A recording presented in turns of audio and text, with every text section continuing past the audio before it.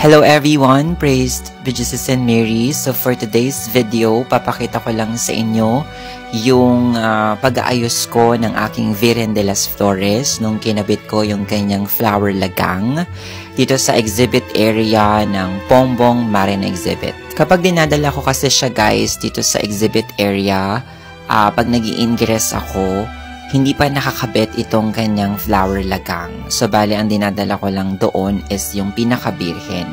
Yung pinaka-birhen kasi guys, nakahiwalay siya doon sa pinaka-base niya. Hindi siya nakadikit doon or nakatornilyo doon sa pinaka-base kasi mahirap siyang ibiyahe. So, ang ginagawa ko guys, dadalhin ko doon yung birhen.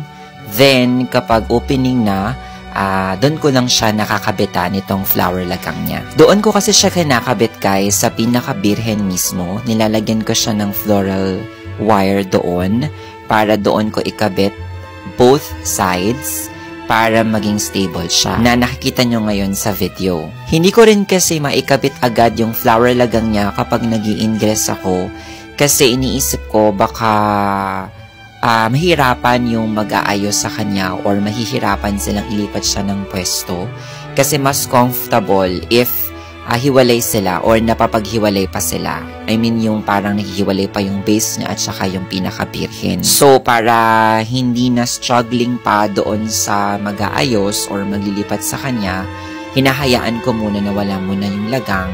Then pagdating doon sa exhibit or sa opening ng exhibit, tsaka ko na lang siya kinakabitan ng kanyang lagang.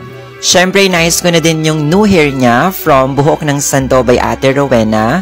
Super ganda ng hair na yan, guys. As in, nasunod talaga yung gusto kong design. So, thank you, Ate Rowena. Of course, perfume from Miraculum de Marie. Rose scent yan. Thanks for watching, guys. Bye!